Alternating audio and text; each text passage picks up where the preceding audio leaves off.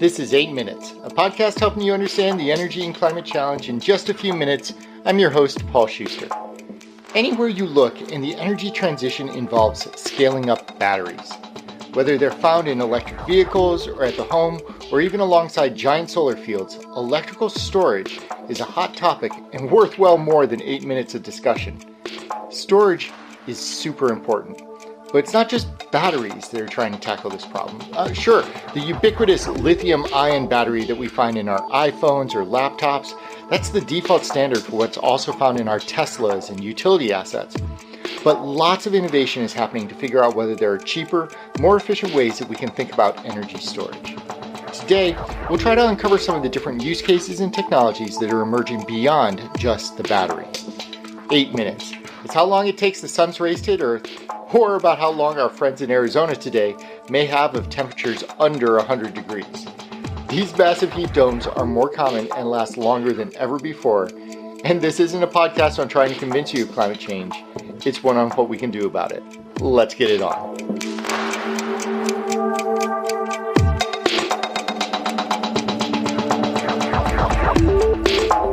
About a week ago, Xcel Energy, the Minnesota utility, announced plans to partner with Form Energy to install a battery complex in Minnesota. When coupled with a big new solar array, the new project will enable Xcel to accelerate the retirement of their Becker coal facility, replacing dirty fossil power with clean solar generation. That energy storage complex, though, isn't your typical battery setup. Instead of using typical lithium-ion batteries, the Form complex instead uses just iron and air. Yeah, it's a rust battery. In the process of turning into rust, the process actually creates energy which is captured and turned into power. And then, and this is so cool, when the rust is hit with an electrical charge, it turns back into iron and oxygen to await the chance to rust again. It's a giant canister of iron bits that keep rusting and unrusting, but creating power by doing so. What's more, whereas a typical lithium-ion battery may hold a 2-hour charge, these iron batteries can last for upwards of 100 hours, 4 days of uninterrupted supply. Lithium-ion batteries have long dominated the discussion around energy storage, and for good reason. These systems are energy dense and can recharge hundreds of times before needing to be replaced. Remember the old days with our laptops where the battery needed to be fully drained before you could recharge? That's called a memory effect, and it was really prominent in those old nickel-cadmium batteries. Today's lithium-ion batteries are so much more efficient, which is why they're found in phones, laptops, and just about anything else that we regularly charge or discharge. And for the energy transition, lithium-ion has a lot of great uses too. Because they're so energy dense, they can be relatively lightweight, which is great for applications such as EVs or airplanes. But for utility scale storage, maybe not as convenient, as the battery needs to be recharged fairly often. That's where a host of other solutions are making their way to market to address some of these other storage needs without having to rely solely upon lithium as a resource. For the most part, energy storage can be thought of within 5 main categories. The first category that I'll touch on is pumped hydro, a storage resource that's been around for decades.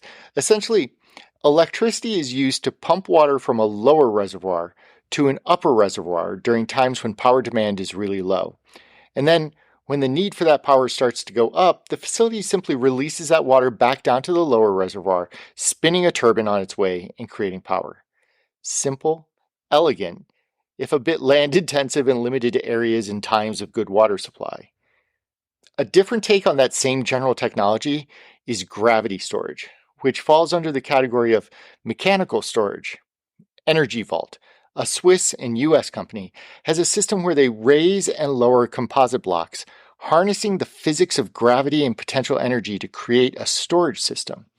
Similar to pumped hydro, where electricity is used to pump water to a higher reservoir, the Energy Vault system uses excess power to raise blocks in its facility.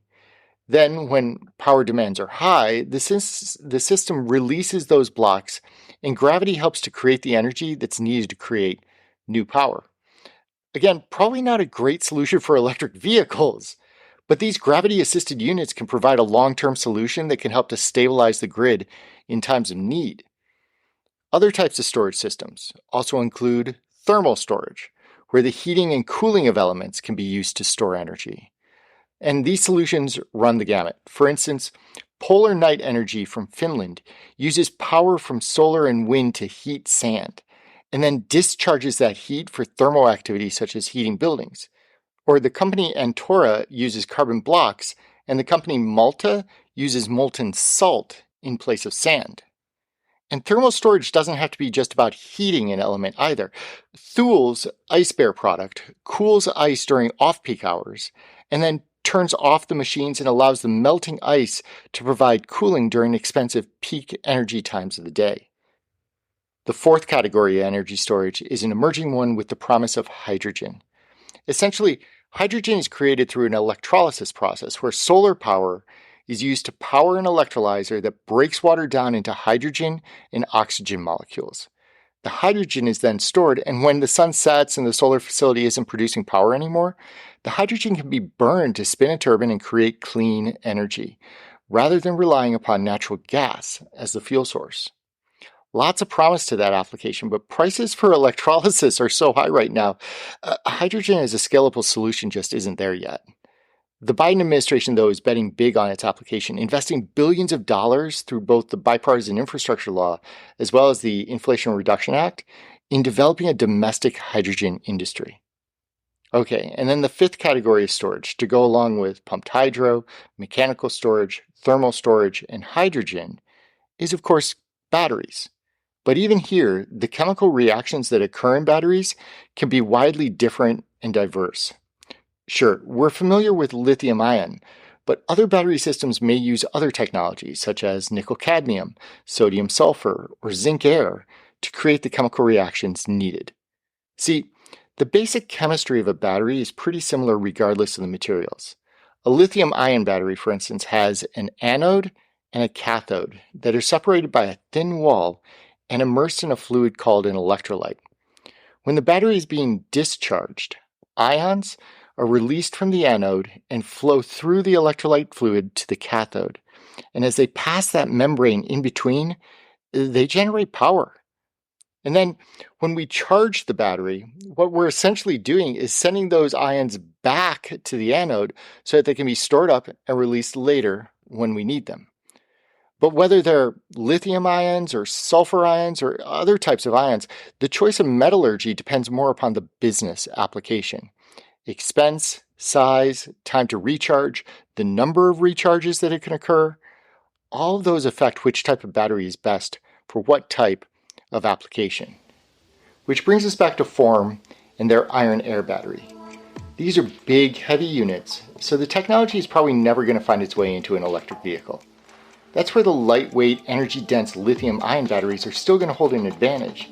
But where the iron-air battery excels is in long discharges, enabling power grids to rely upon battery power for days at a time, and not just hours, which may end up being a far better solution than trying to aggregate a whole bunch of lithium-ion systems together for another incremental 2 hours of reserve.